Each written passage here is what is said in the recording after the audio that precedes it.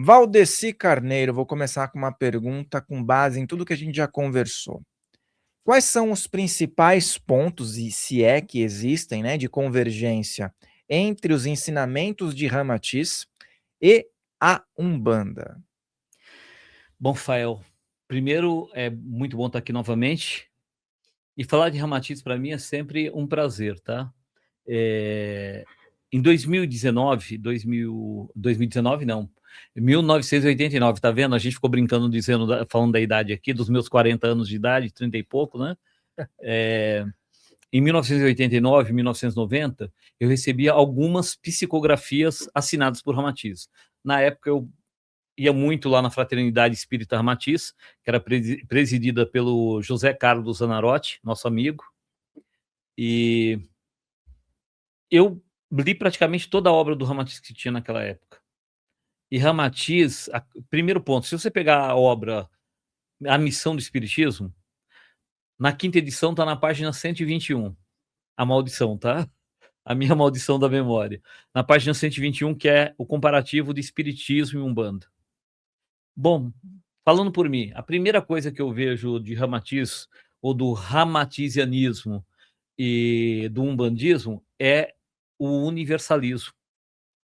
É ter os braços abertos, não ficar olhando os problemas, os defeitos, mas olhando o que cada um tem de melhor para oferecer. Então, naquela época, na verdade, fui sagrado chefe de terreiro ou sacerdote de Umbanda com 18 anos de idade. Eu comecei aos 17. E eu me lembro que eu já falava, eu lia praticamente tudo que tinha. Eu tinha livros e livros, cada um que saía.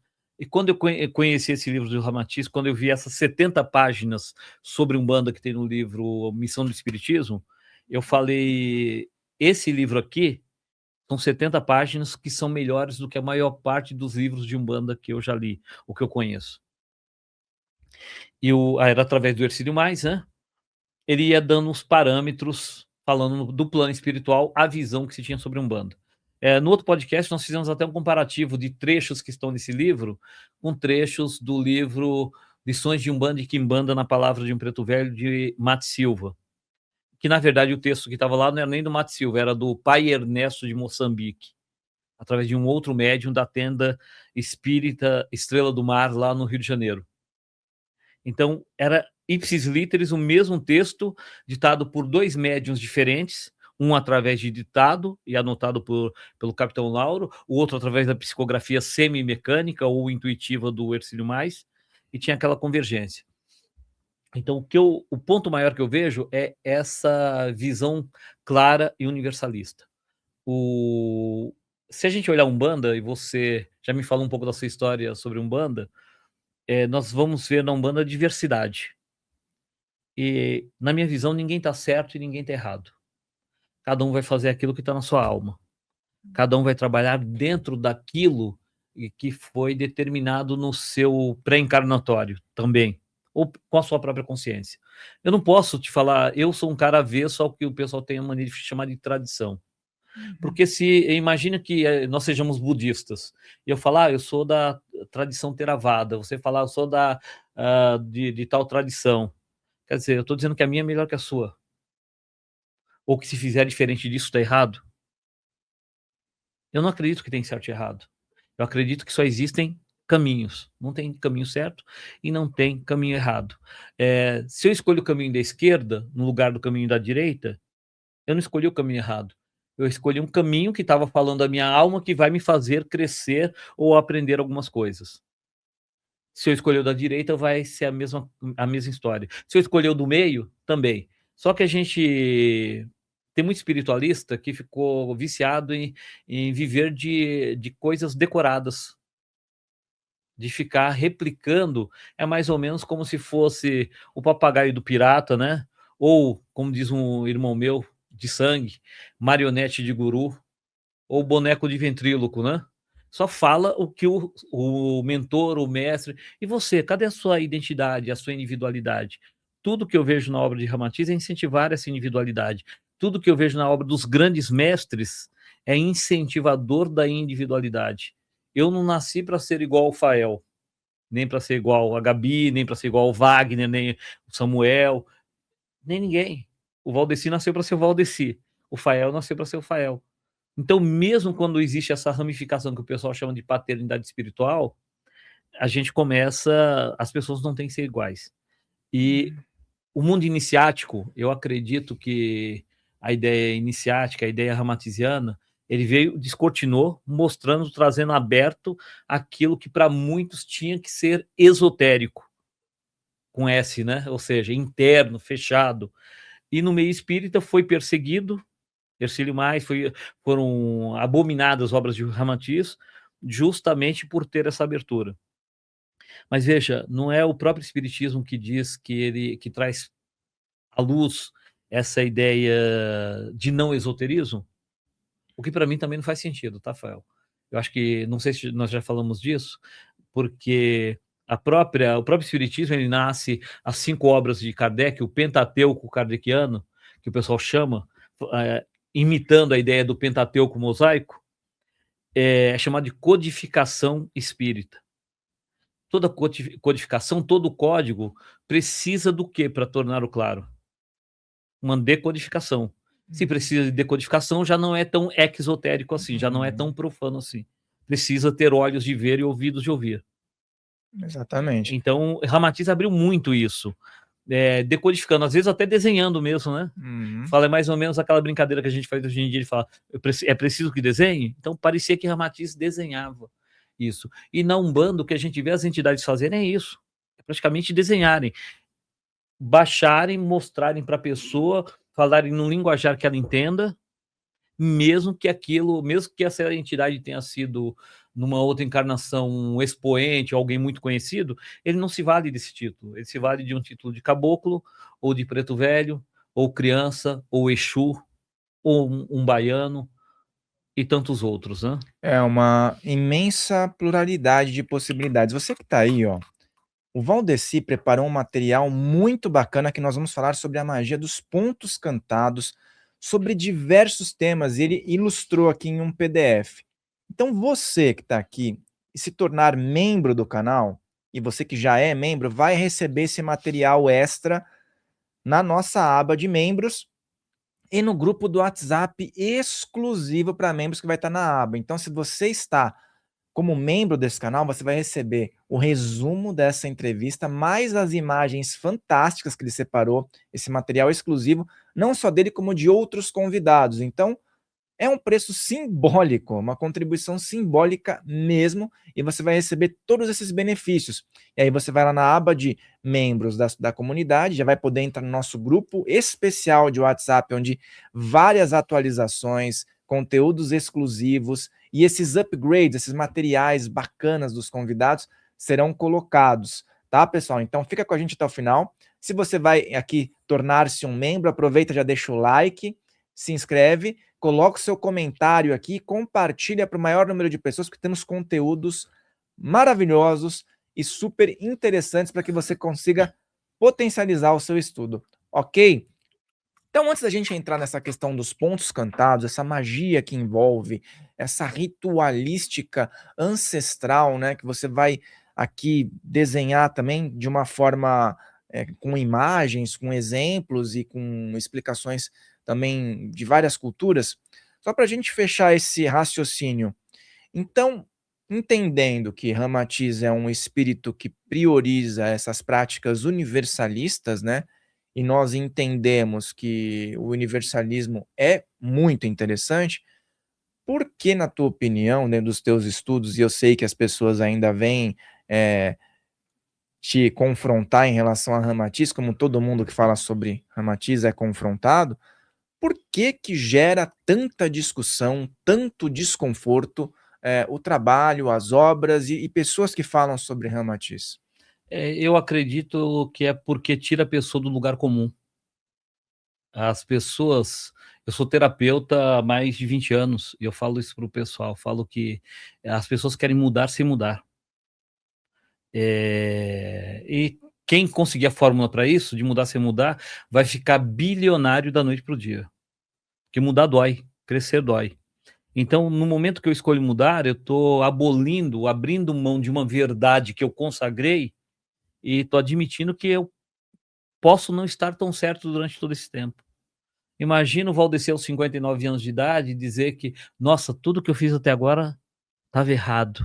Porque essa é a visão que as pessoas têm. A visão do errado, do certo, que no meu ponto de vista é estreito. Não tem certo nem Uhum. errado. Eu sou a síntese de tudo aquilo que eu vivi até agora. Então não tem certo ou errado.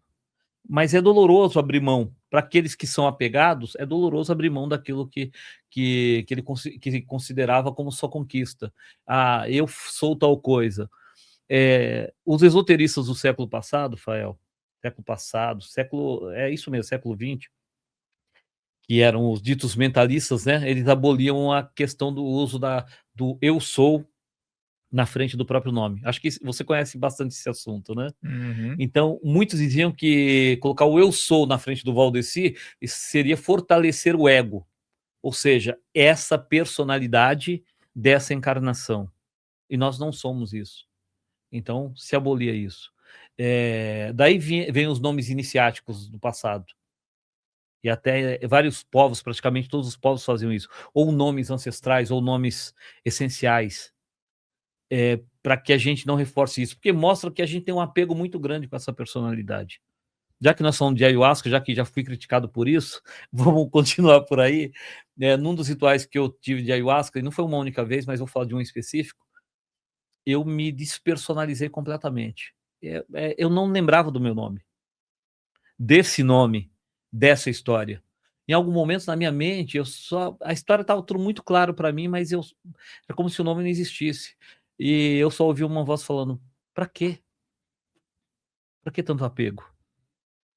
Quer dizer, você está apegado a isso ainda? A esse nome? A essa história? Então é só mais um nome, só mais uma história.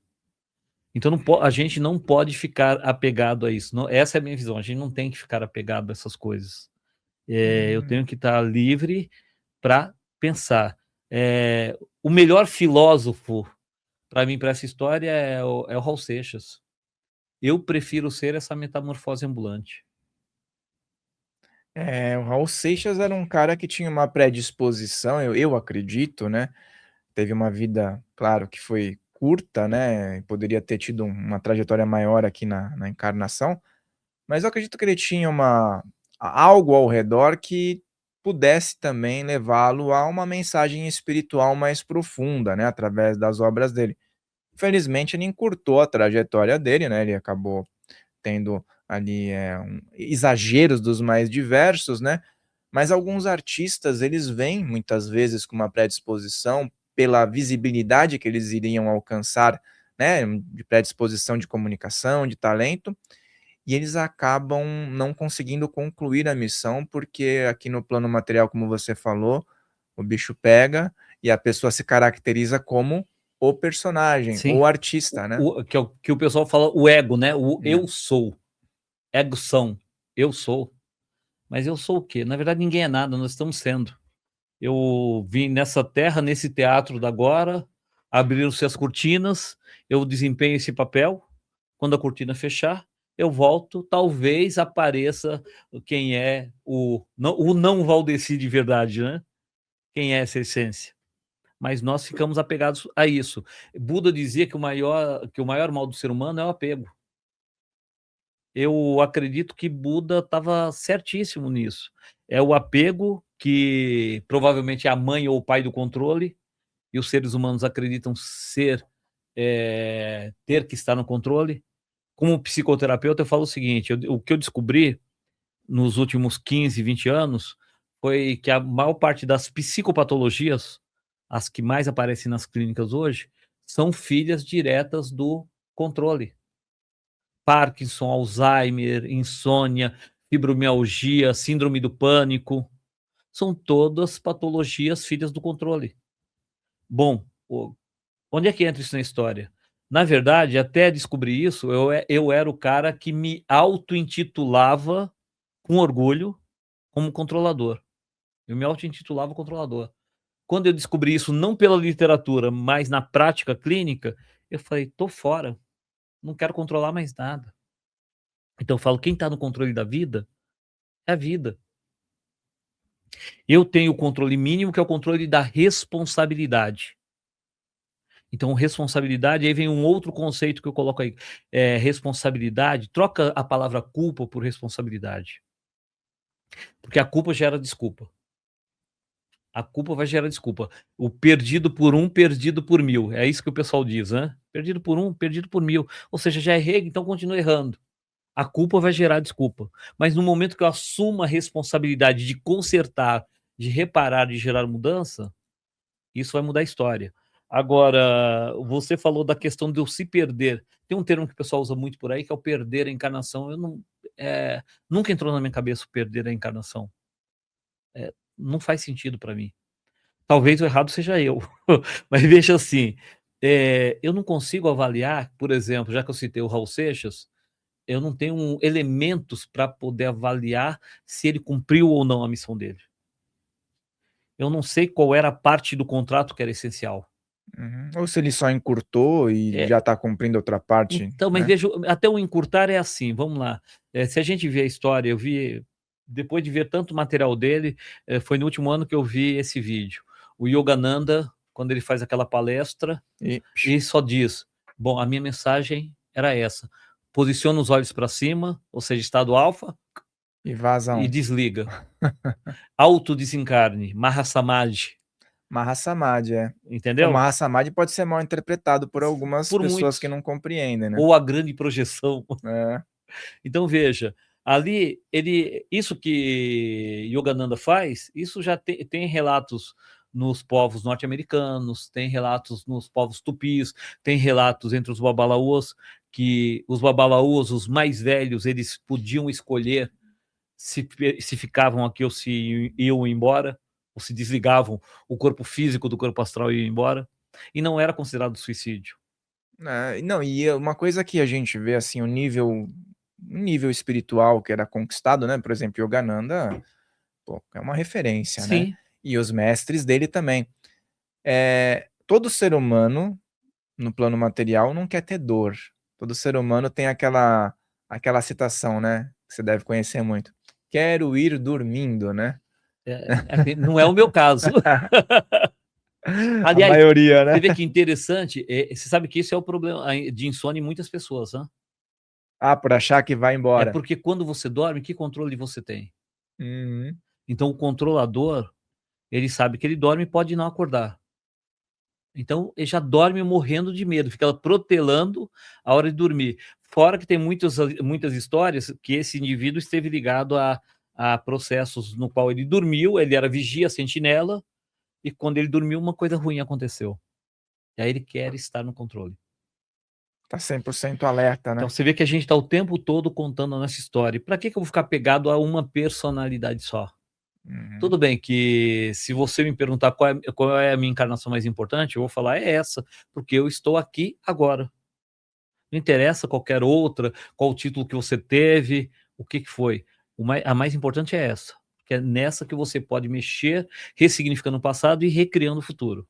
E se nessa a gente já encontra coisinhas que são preocupantes e sombras e tudo mais, imagina nas outras, né. Apego de novo. É. A gente se apega a coisas dessa, imagina, tem gente que arrastando coisa há 10.000 anos, há 2.000, há 5.000. Então fica Não. arrastando coisa que não precisa. É o que eu acredito realmente, mas eu acredito que a gente está num ponto planetário, mental, espiritual, onde tem que se tirar os véus mesmo. Cada um tem que botar na mesa a ficha que tem. Se está certo ou está errado, eu não quero, não tenho nenhuma vontade de, nem a presunção de trazer a melhor verdade. E nem quero que ninguém siga nada disso. Cada um julgue com seus critérios, avalie, veja se faz sentido e continua. Eu falo que as minhas verdades, elas são ótimas. Elas são perfeitas, sabe para quem? Para mim. Então eu acredito que as suas são para você, tem que ser pelo menos. Então elas só vão servir para mim, não vão servir para todo mundo. Nem para minha esposa, nem para os meus filhos, nem para os meus netos. Não é a verdade deles, é a minha. Uhum. Então nós temos que ter esse critério, cada um avaliar e ver o que é melhor para si. É uma questão de, por exemplo, você tem os seus princípios, você tem tua ética no dia a dia e tudo mais, né. E isso é super importante dentro de um trabalho, né. Porque também as pessoas têm também o próprio senso de justiça, que eu acho que é muito perigoso, né? Até tem uma passagem na Bíblia que fala assim, na Bíblia não, mas é uma citação, né, que na Bíblia sempre é presente, que é a palavra ímpio, né? E aí tem também ligações com os ensinamentos de Salomão e com outros caras que estão dentro do contexto iniciático, que diz o seguinte: para o ímpio, tudo que ele faz é realizando uma grande justiça, né? Ele acredita que está fazendo a grande justiça ao ver, aos olhos dele, né? Mas e a justiça, o trono, como você fala? Então, mas você vê que isso que Salomão fala é como outra frase de Jesus. Eu falo que são truísmos, são as verdades por si só, não precisam ser expressadas. Porque para qualquer um, ele acredita que ele está sendo o mais justo. O cara que rouba, ele acha que é o melhor que ele tem a fazer. Ele acha que essa é a justiça do mundo, que é a única que ele conhece. O cara que mata para conseguir as coisas, acredita que a regra da vida é essa, é atropelar tudo para ir adiante. Então cada um já faz isso. Onde é que isso entra em convergência com os ensinos de Jesus? Quando ele fala do amar ao próximo como a ti mesmo. Eu sempre falo que o grande problema do ser humano não é amar ao próximo. O grande problema é amar a si mesmo. Porque o cara que mata outro, ele dá valor à própria vida? Geralmente não. Então, se a minha vida não tem valor, a sua também não vai ter para mim. Se a minha dor não tem valor, a sua também não vai ter. Agora, no momento que eu começo a me amar, eu estou referenciado para poder amar qualquer outra pessoa. Então, a maior parte das pessoas, você vai ver em terapia, a pessoa dita mal amada, ela é mal amada por si mesma no começo. Ela não ama a si mesma. Então ela não vai poder se credenciar a ter amor de ninguém. Ela não sabe, ela criou alguma coisa com rótulozinho de amor. Então toda a questão, se a gente pegar mágica, bíblica, ela vem muito cheia de truísmos ou de códigos, onde o pessoal às vezes não desata. Eu falo que isso, se você pegar nas religiões, no afro, você vai pegar que era um privilégio dos alafiás. O alafiá era o senhor da satisfação pessoal. O correspondente no hinduísmo ou no shivaísmo seria o sacerdote de Shiva, que é o senhor da satisfação pessoal. Mas vamos ver o que dizia Jesus sobre isso? Hipócrita, tira primeiro o cisco do teu olho, aí você vai enxergar melhor para poder tirar o cisco do olho do teu irmão. Então, primeiro se ame, depois você vai começar a amar os outros, porque cada um só dá do que tem. Que, de novo, foi Jesus que falou, né? Você só vai dar daquilo que você tem. Se você não tiver, você não vai dar nada, é falsidade. Eu tô querendo dar dar todo o meu amor, já vi gente falando, é que eu quero dar o meu amor. Quer mesmo? Se você não tá aproveitando ele nem para si, como é que você vai dar? Você não consegue viver desse amor dentro de você. Então você não consegue transmiti-lo também. E aí a gente tá falando, você falou sobre simbologia, sobre conexões, sobre códigos, né? Sim. E esses códigos sagrados, essas egrégoras dentro da Umbanda, muitas vezes são manifestadas através de pontos, cantados, né? Sim. E você é um cara que conhece muitos pontos, tem um estudo que você vai compartilhar com a gente aqui, né? E então, para começar, para quem está assistindo e muitas vezes não entende ou então nunca parou para pensar, qual é a importância dos pontos cantados dentro de uma cerimônia? Bom, um dos autores de Umbanda, ele falava que o ponto cantado é a trilha sonora por onde a gira corre. A gira é a sessão de Umbanda, é o rito de Umbanda. É sobre a ideia do girar, do mundo que gira, da vida que roda, do círculo da vida, né? Então, o ponto cantado é a trilha sonora. Vai depender daquilo que você é colocado, mas eles trazem símbolos muito fortes. Rafael, se puder, só para a gente seguir uma ordem, como eu tinha falado com o Gabi, lembra que eu te falei daquela história do G? Do G da maçonaria? Quer falar disso antes? Quer falar Que a disso? gente fala só direto do... Vamos lá, vamos lá. Vamos lá? Eu falei da outra vez com vocês do arqueômetro. Tem o G aí? Tem o G aí? Ela tem inclusive, pode colocar pelo arqueômetro primeiro, a foto do arqueômetro, do livro Arqueômetro, só para o pessoal saber do que a gente está falando. É esse primeiro livro de capa preta, com uma estrela dodecagramática. Isso aqui já dá para fazer um trava-língua, né? Soletrar, né? Dodecagramática. Dodecagramática. O arqueômetro foi uma descoberta de Saint-Yves d'Alvetre, que era um cabalista, um magista francês, marquês, né? E ele descobre aquilo que seria um alfabeto sagrado, que ele deu o nome de alfabeto adâmico. E eu mostro isso logo depois das estrelas aí, adiante, mas eu queria começar falando desse G da maçonaria, porque o lema da maçonaria, para quem... Eu não sou maçom, tá? Já vamos deixar claro isso. Nada contra, é porque só para porque muitas pessoas podem perguntar, mas você é maçom? Não, eu estou falando dos meus estudos. Mas eu sou. Eu já sei que você é. O lema da maçonaria, da franco-maçonaria, porque a maçonaria nasce na França, maçom significa pedreiro, então vem lá o liberdade, igualdade e fraternidade. Esse lema não era simplesmente o lema da maçonaria, ele já era o lema da sinarquia. Eu até coloquei a capa de um livro aí, a capa do Plínio Branco. Esse cara foi engenheiro aqui em São Paulo, da prefeitura de São Paulo, antes do meu nascimento, inclusive. E esse livro aí é da década de 1960, tá? Se você olhar bem aí, ele vai ter alguma coisa, uma estrela embaixo, o Yévé dentro, mencionando o liberdade, igualdade e fraternidade. Dentro das descobertas, um dia eu estava num pós-ritual de ayahuasca e eu vi as letras montando no ar, igualzinho aquele filme Minority Report. Eu falo do meu sósia, né, do Tom Cruise. Montaram as letrinhas ali e eu vi a letra G. E quando eu entendi aquilo, eu falei, quer dizer, é só isso. Porque o pessoal fala do G, que seria o G de God, fala, então só seria Deus para os ingleses, norte-americanos, para os saxões, ou de Gadu, grande arquiteto do universo, seria para os brasileiros, portugueses, espanhóis, ou seria de God, desculpa, de gnose, que é conhecimento, ou de geometry, geometria sagrada, gênio, ou de gênio, mas veja, gênio, na verdade, era um processo de materialização de gênios astrais que faziam, tipo duendes e outros, né? Mas veja, se você olhar ali pelo arqueômetro, você vai ver que os 3 signos do elemento ar são Gêmeos, Libra e Aquário.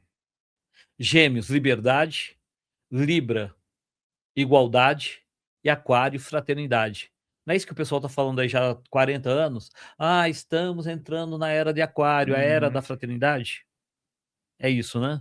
Então, se a gente olhar por essa, logo depois do primeiro triângulo, eu coloco ali o alfabeto adâmico. Se você olhar escrito em azul, você vai ver os 3 signos do ar, que são Gêmeos, Libra e Aquário. Mas se você olhar a letra planetária correspondente ao número 3, você vê que é a letra G, que corresponde ao planeta Vênus. G é a letra do ar. Então, o G da maçonaria é exatamente isso. Então, todo o ensinamento dito esotérico, antigamente nas escolas iniciáticas, ele era proferido em 3 níveis. Um que a gente chama de fisiogônico ou androgônico, aquele mais raso, ainda é verdadeiro. Depois o nível relativo, que é o nível cosmogônico, e o terceiro nível teogônico. Então é mais ou menos como se a gente brincasse com a mecânica quântica e a física quântica. Desculpa, a mecânica newtoniana e a física quântica, a mecânica quântica. Aquilo que é verdade em um nível pode não ser verdade no nível seguinte. E essa é uma temática de muitos debates até em lojas, tá? As lojas, elas apresentam trabalhos, claro, são fechados lá, mas existem muitos debates sobre simbologias, porque a humanidade, por exemplo, ela tem simbologias desde eras muito remotas, né? E as ordens iniciáticas das mais diversas, elas foram surgindo depois, e elas foram agregando conhecimentos de multiculturas, né?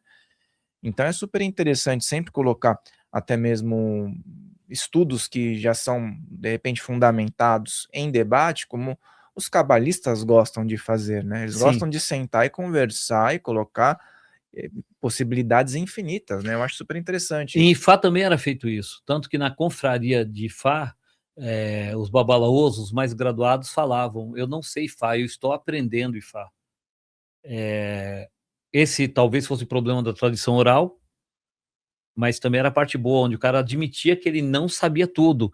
E você vai complementar o meu aprendizado, a Gabi vai complementar o meu aprendizado, cada um vai complementar esse aprendizado. Então, se eu me coloco no pedestal de quem sabe tudo, eu não aprendo mais nada. Então, os cabalistas, se a gente vai fazendo esse estudo, você vai percebendo que cada um traz uma contribuição, vai trazendo mais um esclarecimento. São vários ângulos. Tem uma frase que um amigo meu falava muito, essa frase já é antiquíssima, que diz: um ponto de vista nada mais é do que a vista de um ponto. Você está naquele ponto específico. O ponto de vista é só a vista de um ponto. Daquele ponto, desse ponto que eu estou vendo o ficus elásticos lá do outro lado. Você está vendo outra paisagem. Então, cada um está vendo uma coisa. Esse é meu ponto de vista. O seu ponto de vista é outro. Mas não necessariamente o meu é mentiroso ou não é verídico e o seu vai ser mais do que o meu. É simplesmente isso. Então, a pergunta que eu faço é por que o pessoal cria tanto cavalo de batalha, tanto esoterismo com S, tanta ideia do isso é mistério. Na Umbanda a gente fala muito de que o cara tudo diz que é segredo, tudo diz que é mistério, aô, heró, ou como se diz em Fá, confundem Odu com Odu, né? Ou seja, o cara não está entendendo o que está acontecendo. Mas já que ele não sabe e não quer dizer que não sabe, o que ele faz? Isso só para os Fechados, iniciados, né? é fechado. Isso a gente não pode falar. Mas não pode falar porque não sabe. Entendeu? Porque qual o grande problema de se dizer que o G da maçonaria é essa relação? E se a gente olhar, isso aqui cai um outro véu, tá? Eu acho que a Gabi tem aí, tem um dos triângulos que tem um G dentro, de que eu mostro essa relação, né? Que tem Vênus junto aqui, é Que isso? tem um G escrito Vênus. Depois continuo mostrando o arqueômetro, mostrando o símbolo da maçonaria, mostrando lá o alfabeto adâmico, né? No slide seguinte. E no outro a gente mostra, na questão sinárquica, a sinarquia era o governo perfeito. Não era um governo de disputas. Era um governo que a gente poderia dizer superior à democracia, porque não tinha um embate ou alguém contra nada. Porque se eu estou disputando com você, eu tenho 51% dos votos, você tem 49%, se eu ganhar ainda tem 49% torcendo contra. Uhum. Sinarquicamente, a gente quer que aquele que perdeu entenda, olha, nós estamos no mesmo barco agora, o processo é o mesmo. E você vai me ajudar a fazer esse governo. Então, isso é a sinarquia. Alguns dizem que era utópico. Saint-Yves estava, na verdade, estudando isso. Então, o liberdade está ligado à ordem cultural, a fraternidade à ordem econômica e a igualdade à ordem jurídica. Só que aí nós temos um errinho linguístico, que eu falo de sempre, né? Que na verdade a palavra certa não seria igualdade, seria equidade. Porque igualdade é injustiça. Tratar os diferentes de maneira igual é injusto. Eu não posso tratar de maneira igual o cara que tem 1,5 m de altura e o que tem 2 metros.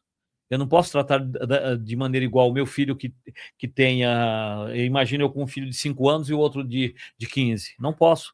Eu tenho que tratar de maneira equilibrada, ou seja, equidade. Então, essa é a diferença. Tem sentido, porque às vezes uma pessoa tem uma necessidade diferente da outra, e são todos seres humanos, né? Sim. Então, por exemplo, uma criança precisa tomar uma quantidade de água por dia, um adulto outro, e tem adulto que precisa, O né? idoso, outro. É. Então, isso é equidade. Então, nós vamos abastecer de acordo com cada um. O alimento é dado conforme a capacidade de absorção e a fome de cada um também, né? Isso entre outras coisas. Mas vamos lá. Se você olhar essa roda astrológica, que são 2 slides para frente, eu boto uma roda ali dos signos. Para completar, também não sou astrólogo, tá? Só para facilitar a história. Se a gente olhar aí, a roda do ano astrológico, o ano astrológico é aquilo que a gente chama, cada mês astrológico tem 2.160 dias. Desculpa, 2160 anos, que é o que chamam de eras, né? A era de peixes, desde Jesus até agora, 2160 anos. Então, é o que a gente fala que Jesus foi o Messias ou o avatar da era de peixes. Já estamos entrando na era de aquários. Então, a gente vai ver que esse ano astrológico ele gira ao contrário da roda zodiacal. Já que ele está ao contrário, se a gente olhar por essa roda, você vai ver que nós começamos aqui na fraternidade, que seria uma nova ordem econômica, mas como a gente está falando de fraternidade, o que eu acredito de fato é que isso não vem dos governos, isso vem das pessoas, das ações sociais, do grau de consciência, daquilo que nós vamos fazer.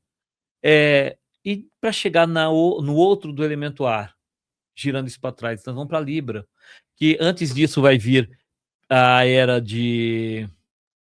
Desculpa, eu falei, vem para... Se a gente tem Aquários, a gente vai para o contrário, que seria Capricórnio, e depois vamos para a era da igualdade, que seria a era de Libra, certo? Mas até aí a gente passa por Capricórnio, Sagitário e Escorpião. São em torno de 6.600 anos do final da era de Aquários. Então, quase 8.000 anos.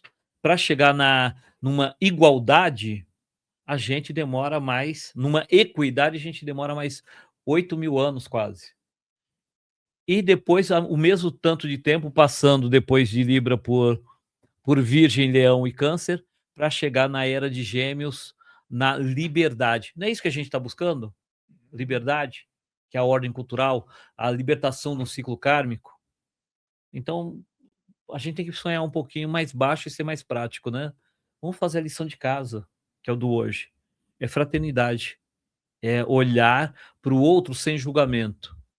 É isso que converge de novo com a pergunta que você fez inicial, de Ramatiz e de Umbanda. Olhar, no terreiro de Umbanda eu não vejo nenhuma entidade perguntando para a pessoa de que igreja que você é. Quer dizer, não, ele é de tal igreja, não pode ser atendido aqui não. Bom, eu em 40 e tantos anos nunca vi isso acontecer, não sei se você viu alguma vez. Não, também nunca vi não, é um lugar que recebe de braços abertos, né. Bom, e deveria continuar assim, né, eu acredito, né. É o que a gente acredita. Então, veja, a gente tem que fazer essa lição de casa, que é a lição da fraternidade. Com a lição da fraternidade, a gente se gabarita para ir para as outras lições. Mas esse ciclo é longo. Mas tem que ser feita a lição. É uma lição diária e, essa questão do universalismo mesmo que você colocou e as simbologias, por exemplo, até as que você colocou aqui, na Umbanda tem muita simbologia, os arquétipos, as linhas, né, as intersecções. Só que essas simbologias, por incrível que pareça, elas não são pertencentes da Umbanda só. Não. Não é assim, é da Umbanda. Ela tem influências das mais diversas e encontra ali um ponto de convergência. Então isso que eu acho que é o interessante. Você vê, no próprio, muitos vão falar contra, eu vou falar de novo do marco oficial da Umbanda, com o Caboclo das Sete Encruzilhadas, aquilo que é considerado oficial, Orixá Malé. Orixá Malé era um príncipe Malaio. que fazia magias com o uso de animais, mas não com o corte de animais. Ele trazia os animais, tem até um caso relatado que é quase cômico, né? Que ele fazendo um desmanche de magia, ele fala, dentro do ritual, ele fala, eu preciso de um sapo. Você conhece essa história, não? Que ele joga o sapo lá, não é? Não, Não, o sapo some, não é? porque essa história que você está falando é dos pombos. Dos pomos, isso. Essa era externo. Essa dos sapos, ele faz assim, ele está dentro do terreiro, ele fala, eu preciso de um sapo.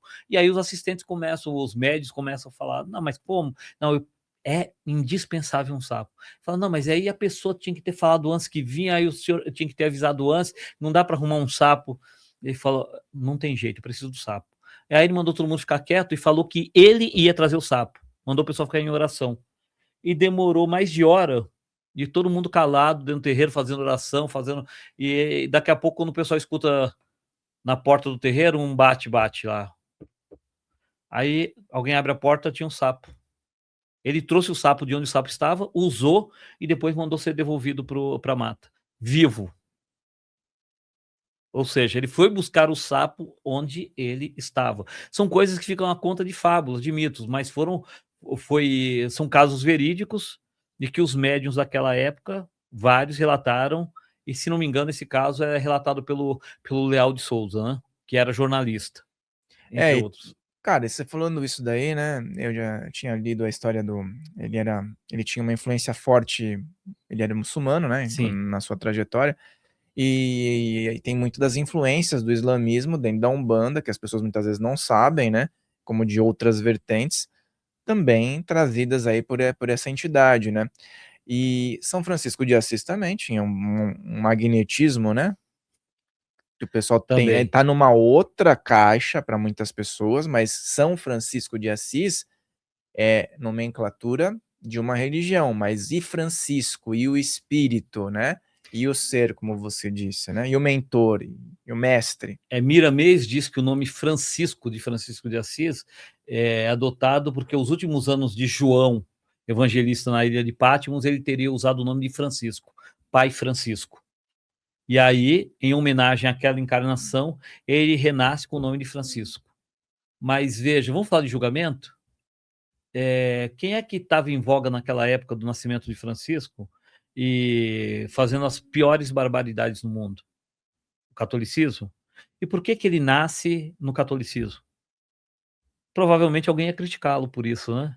Ah, mas ele podia ter nascido numa outra vertente mais esotérica, mais É mística. quebra de paradigmas, né. E o compromisso que ele tinha com aquele grupo? E a Uhum. escolha que ele fez não se respeita? Então é isso que eu tenho ouvido dos mentores nesses 40 anos, especialmente nos últimos 10, eles falarem muito. As escolhas da alma têm que ser respeitadas. Uhum. Então, no reencarne, há escolhas.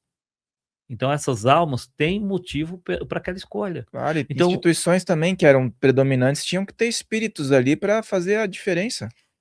para quebrar os paradigmas, É, senão não tem mudança. exatamente. Bora para os pontos cantados, então? Bora para os pontos cantados, e que você também separou um material legal aqui, inclusive tem letras, tá, pessoal, que, como eu falei, quem for membro do canal vai receber esse PDF lá no grupo e na nossa postagem, hein? Garante, seja membro, que é super simbólico, e ele vai passar aqui com tudo o que foi falado. Bora lá então. Alguns eu posso até cantar, tá? Mas vocês vão ter que me engolir. Ah, se quiser que a gente traz um atabaque aí também. Não, não, não provoca. Ontem a gente estava fazendo aula, hein? Então vamos lá. Tem um ponto aqui, esse ponto eu gosto de falar de alguns pontos, porque esse me aconteceu num dia que eu tinha consagrado Jurema, Jurema Preta, Mimosa Tênue Flora, e tudo que eu queria naquele dia era só fazer, foi um experimento em casa, que eu estava testando uma graduação, e eu só queria fazer uma projeção, era uma coisa pessoal. E no momento que passou os 30, 40 minutos, eu falei: "Ah, não vai ter nada não, né?". E deitei de lado, quando eu deitei de lado, começou um característico de transe meu, começou um murmúrio e um zumbido, do tipo, começa a falar, falar, e eu aí quando eu percebi, eu já estava meio em astral. Para alguns eu diria no reino da Jurema, e eu vi esse ponto que eu não conhecia ele dos terreiros de Umbanda. E curiosamente, ele é comum tanto aos terreiros de Umbanda quanto aos cultos de Jurema, Catimbó Jurema. Que ele é assim: abre as portas, gente, que aí vem Jesus. Ele vem cansado do peso da cruz. Vem de porta em porta, vem de rua em rua, para salvar as almas sem culpa nenhuma. Então, esse ponto, na verdade, foi no finzinho desse processo que eu passei. Por que eu gosto desse ponto? Porque esse ponto ele fala da disponibilidade. Abra as portas. Aí vem Jesus. Ou seja, você está esperando ele mesmo? Ele vem cansado do peso da cruz. Mas o peso da cruz é dele ou é nosso? Ou nós que estamos colocando peso onde não existe? Nós que estamos colocando peso em tudo.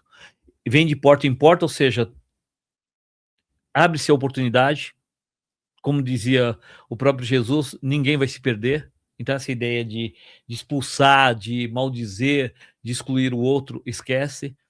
E fala para salvar as almas sem culpa nenhuma. Quem são as almas sem culpa nenhuma? Somos nós. Lembra que eu falei antes, eu até antecipei esse slide, né? A culpa gera desculpa. Se eu me encarnar pensando em culpa, eu vou pedir uma encarnação de resgate, ou de prova, ou de expiação, nunca de transcendência, nunca de transmutação, entendeu? Essa é a escolha da alma. Então, se eu poderia ter escolhido diferente, poderia, mas você tem que ter essa lucidez para fazer isso. Eu acredito que 90% de nós ainda encarna, sob o peso da dor, sob um peso de uma cruz, porque você invoca isso para você. "Ah, eu fiz tal coisa para o meu pai, para minha mãe. Ah, me deixa pagar isso". Eu não estou querendo pagar nada, nem boleto está dando certo muito de pagar, né, gente. Vou querer pagar mais alguma coisa. Me deixa sofrer. Me deixa, vamos fazer. Me deixa sofrer, é isso que as pessoas pedem. Eu quero sofrer isso. Não, não quero. Eu quero saber como eu posso fazer melhor isso daqui. Como é que eu posso transcender isso? Vamos ver se isso está na Bíblia, para quem gosta da Bíblia. Paulo de Tarso fala lá em Coríntios 13:13. Permanecem 3 virtudes: a fé, a esperança e o amor. Mas a maior delas é o amor. O próprio Paulo. Os espíritos traduziram isso como caridade, que eu não sei como é que foi essa mágica. Mas o mundo inteiro traduz como amor, tá? E ele fala: se eu falar a língua dos anjos, todas as línguas dos homens, e mesmo a língua dos anjos, e eu não tiver amor, eu nada sou. Então ele está falando de transmutação, de transcendência. E se a gente falar de iniciação, quem era Paulo de Tarso antes de ser Paulo de Tarso? Ele era Saulo. Por que ele troca o nome? Não parece a história dos nomes iniciáticos? Exatamente. Mas o engraçado também, só para a gente lembrar, é que, por exemplo, os espíritas, aqui no Brasil pelo menos, os espíritas da primeira hora, eles também trocavam de nome, né? Se não me engano, Bezerra de Menezes era irmão Max, que ele assinava os artigos.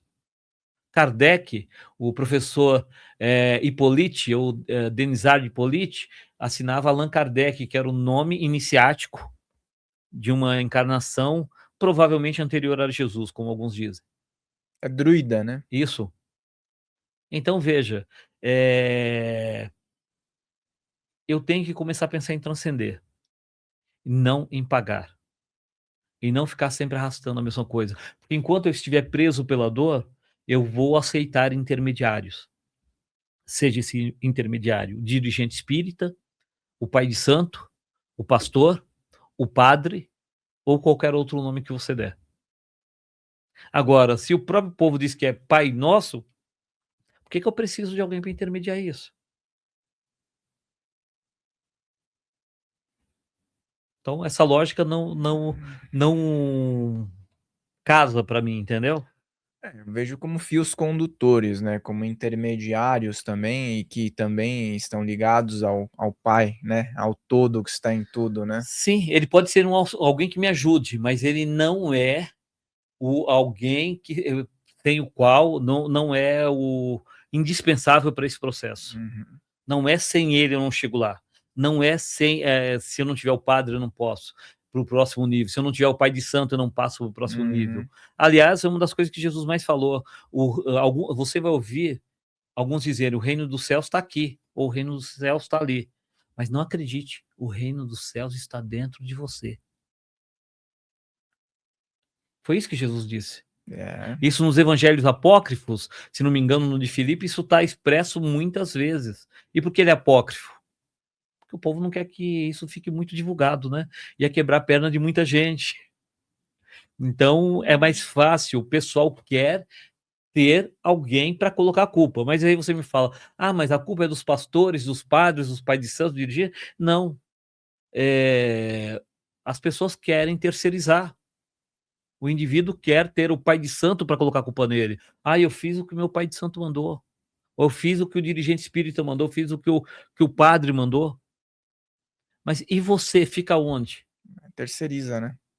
O pessoal terceiriza, questões para Jesus também. Sim, As pessoas elas terceirizam como assim, questões de salvar a humanidade, ou então de questões de em nome de Jesus, tal, sendo que ele ensinou as pessoas a conduzirem a própria realidade com base nos exemplos ali e nos ensinamentos também iniciáticos dele. Mas as pessoas elas colocam lá, né, o Salvador tá lá, e aí eu jogo para ele a responsa. Me ajuda aí, Então, entendeu? mas é com Jesus, é com os orixás, é com Buda, Uhum. é com Krishna, é com caboclo, é com preto velho. E eu brinco muito com o meu pessoal, quando o pessoal fala, não, mas é que Deus vai me salvar. Eu falei, gente, cuidado, que Deus, para qualquer lado que ele puxar, ele salva. É Se você verdade. desencarnar, você tá salvo, né? E se você ficar vivo, você tá salvo. Então, ele tá jogando dos dois lados ali do. Então, não dá pra gente ficar colocando isso. É o que eu vou aproveitar dessa história, dessa situação. Então, é isso que eu acredito, Fael. Mas bora lá? Bora lá. Próximo ponto é o do. Esse aqui é o meu mentor kármico, seu 7 cobra coral. O nome é esse mesmo, tá? Diferente. Tem esse 7 na frente. E desde os meus 17 anos tem esse 7 na frente, tá? Esse ponto é assim: passaram me chamando, foi na beira do mar. Sou 7 cobra coral e cheguei para trabalhar. Eu sou caboclo guerreiro, sou vencedor de demandas. Salve 7 cobra coral, saravá filhos de umbanda. Aqui eu tirei todos os bis, tá? Porque senão não vai ter quem aguenta. Mas veja, um dos mestres de Umbanda esotérica, que desencarnou há alguns anos, foi o mestre Rivas Neto, Arapiaga. Das Neto. Quando eu estava com ele numa sala lá da OICD, quando eu passei esse ponto, que ele falou, não, mas você é de Áries, tal, que dentro da visão esotérica eu sou filho de Ogum. E aí eu falo, mas aqui não, aliás, ele mostra umas correlações que joga para Xangô, que é um caso muito raro. Aí eu falei, mas o seu cobra coral, o ponto dele diz tal coisa. Ele falou, canta o ponto para mim, eu cantei. Ele falou, mas ele não disse que ele é de Ogum, que ele é de Ogum Beira-Mar, como você disse. Ele fala que passaram chamando, mas foi na beira do mar. Se você olhar as correlações que eu mostro num outro ponto, depois um mapa de correlações, que a gente chama de entrecruzamento, na Umbanda esotérica, ele Ogum Beira-Mar é o intermediário de Ogum para Xangô. Então, o seu cobra coral, na visão esotérica, ele é um caboclo de Oxóssi para Xangô. Então, para atuar em Ogum, ele vem através do Beira-Mar, dessa intermediação de Beira-Mar. É isso que ele diz nesse ponto. Foi na beira do mar. E aí o resto é o que se entende naturalmente, né? Sou caboclo guerreiro, então ele fala da sua atuação em várias histórias, como vencedor de demandas, e o resto é uma louvação, né? Tem uma magia nas palavras também, né? Sempre. Por mais simples que seja, alguns pontos de Umbanda são simplesmente uma louvação ou são pontos de advertência. Isso, curiosamente, eu achei também nos pontos de Catimbó Jurema, pontos de advertência, aqueles pontos de alerta, de falar, presta atenção no que está acontecendo aqui, entendeu? Ou não entra nessa. Mas o ponto, ele sempre traz uma mensagem, que seja uma mensagem de conforto, que seja uma mensagem de esclarecimento, de elevação, mas muitas vezes ele está trazendo a história daquela falange ou daquele trabalhador específico. Então, se você falar um ponto do caboclo cobra coral, ele pode atuar para ser um ponto da falange, mas pode ser o ponto daquele indivíduo que se manifesta com aquele crachá de cobra coral. Uhum. Até que você falou dos iniciados, né? Antigamente também. Hoje em dia também tem, mas existiam passagens de tradição oral onde tinha um mantra específico para o indivíduo, que era passado, né? O mantra, Isso, do guru pro. exato. Mas isso dá outra história, como diria o Wagner, isso dá outro programa, só É. o pessoal, É que né? eu lembrei dessa relação do ponto específico, que é o ponto que conecta com essa egrégora, né? Sim, e eles são justamente para vibrar nesse ponto. Alguns deles têm mantras ancestrais embutidos, tipo como se fossem sonorizados internamente. Um deles de Xangô, que talvez, se não me engano, está aqui, ele acontece isso. E que é o próprio uso da palavra Umbanda, chamando de Umbandã Umbanda. na pronúncia, né? Mas o seguinte, aí é o ponto do preto velho com o qual eu trabalho desde os 17 anos, que é o Pai Guiné. Pai Guiné. Que teve que me aguentar no começo, né? Porque o meu desaforo é que eu falava, não, isso não é nome de preto velho. Isso é nome de planta. 17 anos, né? Isso é nome de planta, não pode ser o nome da entidade. Pai Guiné do Cruzeiro das Almas, como ele diz. E aí desse ponto simples que é Pai Guiné é um velho trabalhador. Pai Guiné é um velho trabalhador. Quando chega no cruzeiro, louva a Deus nosso Senhor. Quando chega no cruzeiro, louva a Deus nosso Senhor. Essa entidade, ele costuma dizer o seguinte, o ponto é bem simples, porque ele diz a questão de trabalhar e a questão do... Uma frase que ele fala muito é que a única coisa que ele aprendeu é abençoar. Ele fala, se tem uma coisa que eu aprendi em todas essas histórias, foi abençoar. Não aprendi mais nada. Mas, então ele falou para as pessoas, abençoa tudo, abençoa todos que estiveram no seu caminho, respeita o caminho do outro, respeita a história do outro, respeita o poder do outro. Ele fala que cada um de nós, todas as pessoas, todos os seres têm um poder específico. E é sábio você respeitar o poder dos outros, respeitar as outras egrégoras. E ele fala muito de egrégoras. Eu já vi ele fazendo um trabalho com egrégoras, tipo um conjuro, né? Que os antigos magistas chamariam de conjuro. Quando ele faz aquela invocação, eu vi as energias. Ele me deixou ver as energias vindo e acobertando aquela pessoa. É mais ou menos como se dissesse, isso é para você não duvidar, é para você entender como é que funciona. Fora me mostrar algumas coisas ligado à pessoa ou outra história de botar a pessoa no... a gente fala, se terapia regressiva já é boa, quando é feito pelos mentores, melhor ainda, né? Quando ele já vai direto para a pessoa e bota a pessoa para ir num determinado ponto de outra história, de outra encarnação. Então, ele sempre mostra essa questão das egrégoras que tem que ser respeitado, da força e daquilo que você tem que trazer. Então, trabalho é a palavra-chave, né? E chegar ao cruzeiro, o cruzeiro das santas almas, e louvar as forças superiores. Terceiro aí, já que você falou dos códigos de Umbanda, você vê que nós estamos falando de 3 códigos, caboclo, preto velho e criança. Se a gente fosse botar pela ordem, que a gente fala que é o ternário sagrado de Umbanda e que fecha no quaternário, que de novo a gente iria para o tetragramaton, o 4 que vira 3, ou 3 que vira 4. Para quem não entendeu, se a gente olhar o EVI e EVE, você vai ver que tem 2 letras que são iguais. São 4 letras que, na verdade, são 3. É o 4 que vira 3 e o 3 que vira 4. Então, isso acontece com a mística de Exu, que seria o quarto dessa história, né? Esse é o ponto que a entidade Joãozinho do Jardim me deu também lá pelos 18, 19 anos. Assim, Joãozinho, menino Peralta, Jesus do amor sem fim tem dó de mim. Me manda o Joãozinho para trabalhar no meu jardim. Me manda o Joãozinho para trabalhar no meu jardim. Então, o que ele está falando?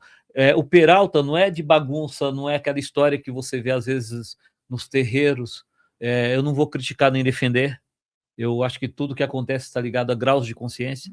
E às vezes em algum lugar a entidade vai fazer algumas coisas para quebrar um padrão. Mas os mentores que se manifestam como crianças não são crianças no plano astral. Eles são mentores que se colocam sob essa vestimenta, porque atuam primeiramente, fortemente no chakra laríngeo, que afina a voz do médium. São conhecidos como os mestres do amor puro, os mestres da pureza, que é o do sentimento puro. Então eles atuam principalmente ligado ao emocional, à pureza emocional. Então, só para a gente começar, ele fala de... a peraltice é essa... tirar o peso da vida. O que dizia Jesus? Deixe vir a minhas crianças, não os impeça. É deles o reino.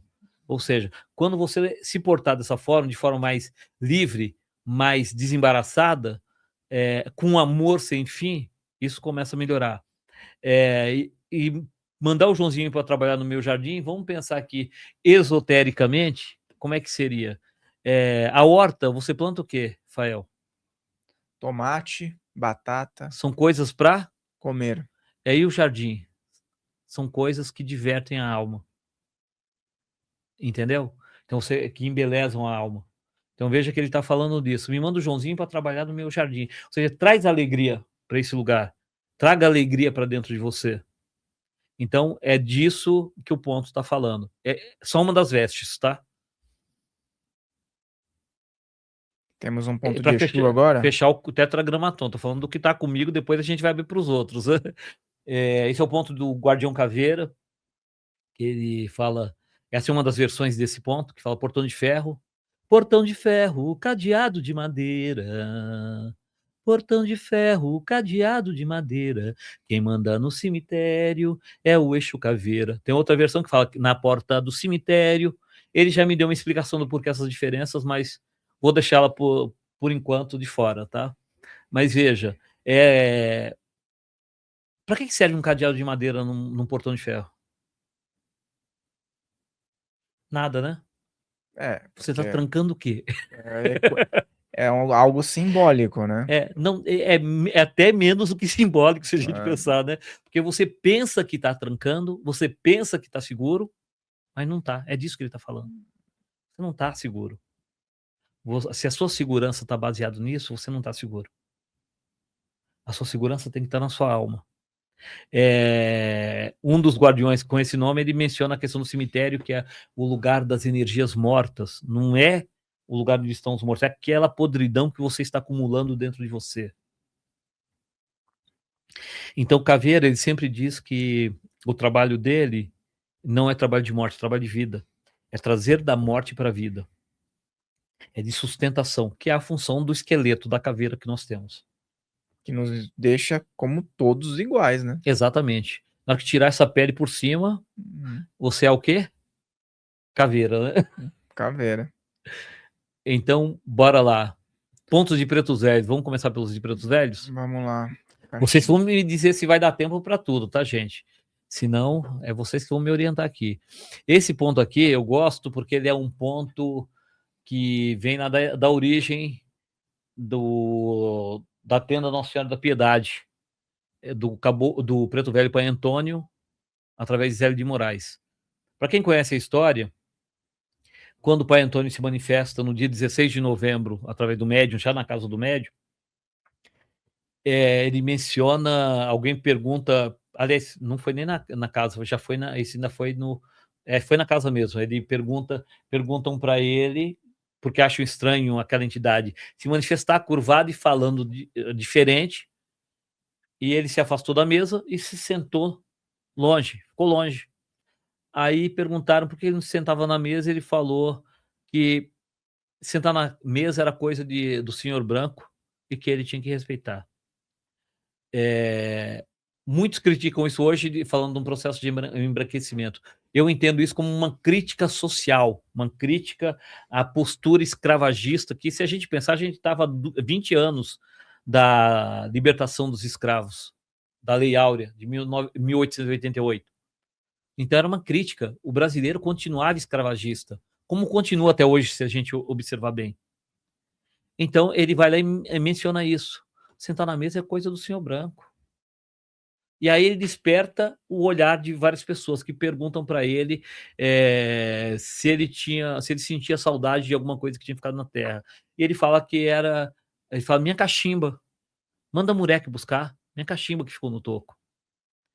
Seria uma forma, segundo alguns, de introduzir um instrumento ritualístico para o uso do tabaco, que é o cachimbo, já presente nos cultos de Catimbó, Jurema e outros. Xamanismo, né? Em todos os povos, né? Exatamente isso. Então, veja, aí nasce esse ponto que, assim, minha cachimba tá no toco, manda moleque buscar, no alto da derrubada, minha cachimba ficou lá. Porque ele diz que ele desencarna e a cachimba dele tinha ficado no toco, entendeu? Então, esse é um daqueles pontos que conta uma história, né? Esse, para mim, é muito especial porque ele me conta duas histórias junto. Uma história do meu irmão que desencarnou agora em 25 de abril, Deusdete, com 66 anos, que era médium do Pai Joaquim de Angola. E essa história desse ponto, porque a segunda parte aí, que é o Pai Joaquim, Pai Joaquim, Pai Joaquim vem lá de Angola, Pai Joaquim é de Angola, Angola. Esse trecho aqui, aquela época, se a gente pensar década de 1980, não tinha internet, né? Então, quando você encontrava alguma coisa gravada, era disco. Mas disco de Umbanda era só aqueles clássicos, como que é? J. Alves, né? O do hino da Umbanda, esqueci, nós vamos lembrar depois. Não lembro o nome também. E eu comprava muitos livros e via ali, eu queria aumentar o repertório de ponto. E esse ponto eu olhei, comecei E quando acordei com essa melodia, né? E eu cantei por anos essa melodia sem saber se era a melodia correta. Era a melodia que estava na minha cabeça. Como diz o pessoal hoje em dia, vozes da minha cabeça, né? J.M. Alves. É JM, era o M que estava faltando. Eu lembro que era do J e o Alves, eu lembrei mesmo. Tá com a memória boa, Do hein? Hino Umbanda. Tá melhor que a minha. E ele fez, e quando eu vi esse ponto, e comecei a cantar tal, fiquei anos sem saber se eu estava cantando certo. Aí até o dia que eu fui num outro terreiro, escutei o pessoal cantando, e era a mesma harmonia, né? Mesmo ritmo. Mas esse ponto ele fala aqui: Pai Joaquim, cadê Pai Mané? Foi na mata apanhar guiné. Vamos pensar o que é o guiné. Para que você usa o guiné na Umbanda, Rafael? Limpeza, né? Limpeza, proteção. Um mentor falou de forma até ingerido como um detox. É uma erva quente, né? Para limpar, desimpregnar e proteger. Foi na mata apanhar guiné, ou seja, foi buscar proteção. Diga a ele que quando vier, que suba as escadas e não bata o pé. Subir a escada e não bater o pé é o quê? Você está subindo, você está crescendo, né? Faz isso sem alarde. Não humilha ninguém. Não faz barulho. Só sobe. Seja suave. Só sobe. Você não precisa pisar em ninguém, não precisa fazer muito burburinho. Então só faz a sua parte.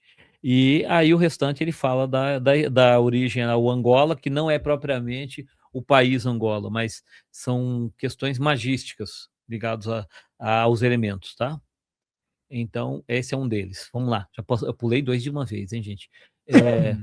Esse é um ponto aqui que Preto Velho Pai Guiné deu mais ou menos, vamos lá, quando eu tinha uns 18, 19 anos, eu tinha no terreiro e ele cantou esse ponto. Que é assim: no ponto de Preto Velho tem marafe, tem dendê. No ponto de Preto Velho tem marafe, tem dendê. No Cruzeiro das Santas Almas só mexe quem sabe mexer. No Cruzeiro das Santas Almas só mexe quem sabe mexer. Para mim esse ponto fala de duas coisas aí. Ele fala de advertência, ou seja, só mexa se você souber mexer. Se você não souber o que está fazendo, não faz. E 2, quando ele fala tem marafe, tem dendê, ele está falando de um trabalho e ligando a demandas, ou seja, tem que desfazer alguma coisa. A gente tem que trabalhar alguma coisa que vai ser limpo. Então, para se mexer nisso, tem que saber mexer, mas é a invocação direta ao Cruzeiro das Santas Almas, as Santas Almas Guardiãs do Cruzeiro Divino, que os pretos velhos têm uma ligação muito forte com essa corrente, daí serem chamados de linha das almas também, né? Ok? Tem um da linha das almas também embaixo aqui, né? Esse daqui eu escrevi um artigo sobre isso também nessa época dos 23 anos, né? Época lá das psicografias, que eu escrevi alguns, despertado por Ramatiz, porque o Ramatiz no livro ele faz análise de alguns pontos cantados, né? E aí eu escrevi, naquela época era publicado em alguns jornais, um deles foi a Folha da Moca, que era o jornal Umbanda Hoje, publicado pela Folha da Moca. Hoje existe um outro Umbanda Hoje na internet, mas esse foi no comecinho da década de 90, 89, 90. Eu ainda lembro do nome do dono do jornal, que era o seu Oswaldo. Eu cheguei a vender anúncios para esse jornal, vender para casas de artigos religiosos, fazia os anúncios, eu era remunerado para isso, né? E tive vários artigos que eu coloquei lá em outros jornais, como o Integração Umbandista, do Edson Orfanac. O pessoal mais antigo vai lembrar disso, que não é da sua safra ainda, hein, Fael? Qual que é a safra disso daí? Do Orfanac, ele foi até 90 e pouco. Acho que foi até 90 e pouco. 86, então ele tinha um coraçãozinho que tinha uma cruz em cima, que era o símbolo de Integração Umbandista. O Orfanac era o autor que mais vendia livros de Umbanda naquela época. Morava lá em Arthur Alvim, Zona Leste. Uma vez eu fui na casa dele. Então esse daqui é meu assim. Meu pai é desses lados aí. Da Vila Ré. Da ZL. Da ZL. Então bora lá. Esse daqui, ele tem algumas versões. Quase todos os pontos tem uma versão um pouquinho diferente, tá? Alguns eu nem vou cantar. Esse aqui é assim: oi, corre, Ronda, meu pai. Oi, corre, Ronda. Oi, dai-me forças, meu pai. Oi, dai-me forças. A gente pede para as almas pedem para os anjos pedem para Deus fazer milagre. Eu vejo muito nesse ponto também a questão não só da vigia espiritual, de correr ronda, de fazer uma busca, de gerar proteção, mas a questão da nossa súplica, e da hierarquia espiritual. A gente pede para as almas pedem para os anjos, e os anjos pedem para Deus, e em última instância, quem fez o milagre? Foi Deus que fez o milagre. Então, eu usava esse ponto, inclusive, para refutar quando o pessoal fala: não, a gente só pede para Deus direto. Eu falo, pois é, que o pessoal é prepotente, né? Eu tive um médium no nosso terreiro que ele tinha sido de uma das denominações evangélicas, né? E ele contando a história uma vez, ele falou para mim que uma vez ele estava num problema espiritual, físico muito grande. Ele começou a rezar e pediu: Deus, Pai, me manda uma legião de anjos para me socorrer. Eu olhei para ele, eu comecei a dar risada, né? Falei para ele. Ele falou: você está rindo do quê? Eu falei: não, eu estou pensando aqui, é porque foi prepotência sua, né? Uma legião de anjos. Eu ia pedir para o Zé da esquina vir me ajudar. Qualquer espírito que estiver passando aqui na próxima esquina, pede para dar um pulinho aqui, que é mais ou menos isso. A gente pede para as almas. Então, quem estiver perto, quem puder, me ajude agora. Depois, eu não quem disse que eu tenho qualificação para poder ficar exigindo tanta credencial, né? E a gente quer se colocar na frente. Aí ele deu risada e falou: pois é, mas era como eu acreditava, né? Eu pensava que tinha que eram os anjos que vinham me ajudar. Eu falei: pois é isso aí mesmo. A outra aqui também das almas olhar no cruzeiro das almas, aonde as almas santas vão orar. As almas choram de alegria quando seus filhos combinam, também choram de tristeza quando não quer combinar. Então, aqui a gente pode falar um pouquinho dos relacionamentos humanos, né? Um lugar específico onde as almas vão orar, um ponto de força. Mas as almas choram de alegria quando seus filhos combinam. Ou seja, a gente tem uma torcida. Se não me engano, era o próprio Paulo de Tarso também que falava que a gente é assistido por uma multidão de testemunhas. Então as almas choram de alegria quando seus filhos estão combinando. Está dando certo. O planejamento reencarnatório está certinho. O Fael está fazendo aquilo que a gente tinha combinado. Entendeu? Agora, também chora de tristeza quando não quer combinar, quando as pessoas começam a entrar em desavenças inúteis. Casais, irmãos, familiares, amigos, grupos, terreiro de Umbanda com terreiro de Umbanda, né? Espiritualista, vamos para a conversa do começo, né? O pessoal que vai reclamar, que vai falar mal de você porque você falou tal coisa. Ué, mas ninguém conseguiu ver o que converge, aquilo que nos une nesse discurso? A gente vai ter que ver só aquilo que nos separa? Será que não é a nossa vaidade que está fazendo isso? Eu não sou obrigado a pensar como o outro pensa. E ele também não é obrigado a pensar como eu penso. Por isso, cada um de nós tem um caminho diferente. Tem um ditado antigo, que a gente fala, o ditado matuto, né? É o caboclo que fala que muitos mourões juntos não fazem boa cerca. Então, por que você vai botar 10 chefes de terreiro junto no mesmo terreiro? Cada um quer fazer do seu jeito. Muito então, cacique para pouco índio. Na verdade. Exatamente isso. Você vê que a sabedoria popular já fala disso. Muitos mourões juntos não vão fazer boa cerca. Não vai ajudar nada. Então é um aqui, outro lá, aí você faz o investimento, tá tudo bem. Então a gente vai continuar respeitando e a gente vai continuar se combinando. Eu vou falar pra gente, vamos fazer assim, ó, para quem for membro, a gente vai colocar todos os pontos. Mas a gente vamos escolher uns 2 ou 3 por linha agora. Escolhe para mim aí, ó, você. Gabi, se você puder pôr direto nessa imagem dos caboclos, tá? Daí ele vai ler o ponto, mas põe direto nessa daqui por uma... Já tô a imagem da cobra? Não, por uma questão da Kundalini. Esse daí. Que às vezes dá um certo, entendeu?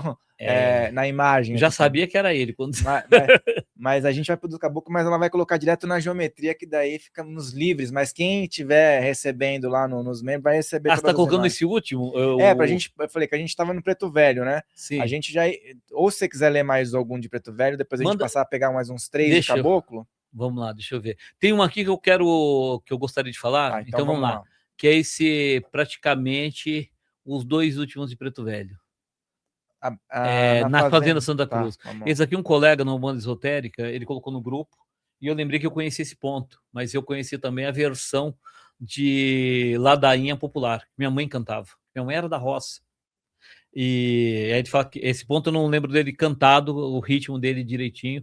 Se eu cantar, eu vou passar vergonha. Mas ele fala: na Fazenda de Santa Cruz tem nego duro de acordar. Não acorda porque não quer, tem seus cavalos para criar. Vamos começar traduzindo já, né? Na Fazenda de Santa Cruz, nego duro de acordar. Ou seja, você conhece alguém que é difícil de acordar para a vida? Acho que só todo mundo, não? Só um pouquinho, né? Só 8 bilhões, né? Não acorda porque não quer. Então ele coloca aqui no que eu chamo de poder volitivo, ou seja, é o poder da vontade. Depende da gente. O despertar sempre vai depender de mim. Estar disposto para o trabalho vai depender de mim. Tem seus cavalos para criar. Quer dizer, ter seus cavalos para criar, ou seja, você tem o que fazer. Se você procurar, vai ter o que fazer. Sempre tem uma coisa nova para ser feita.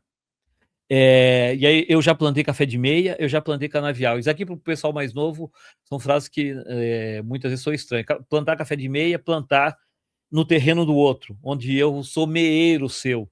Eu vou lá, o terreno é seu, a plantação é minha e a gente divide o lucro. Então plantar café de meia é isso.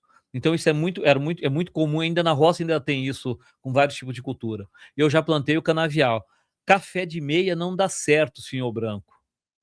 Canaviar, cachaça dá, ou seja, dividir a responsabilidade, assumir a parte que é minha, porque se a vida tem uma parte do controle, a outra é a minha responsabilidade, não é isso que nós falamos agora há pouco? Uhum. Então, isso não dá certo. Quer dizer que eu sou responsável por isso?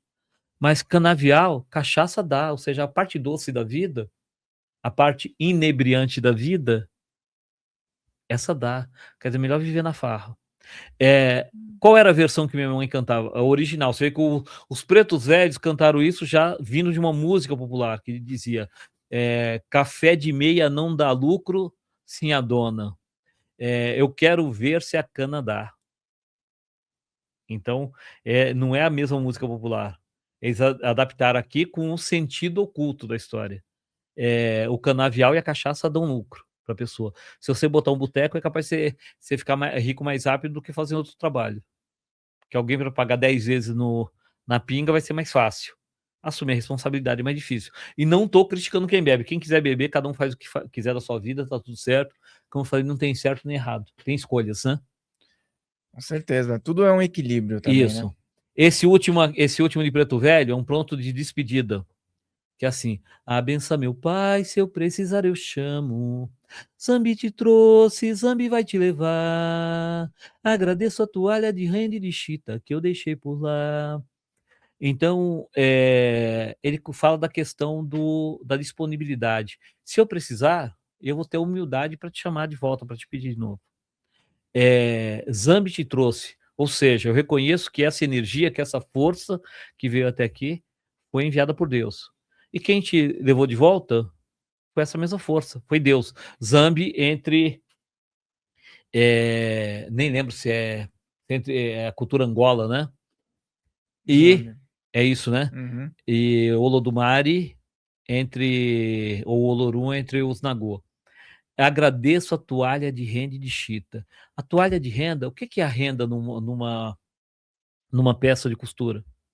O que ela denota ali?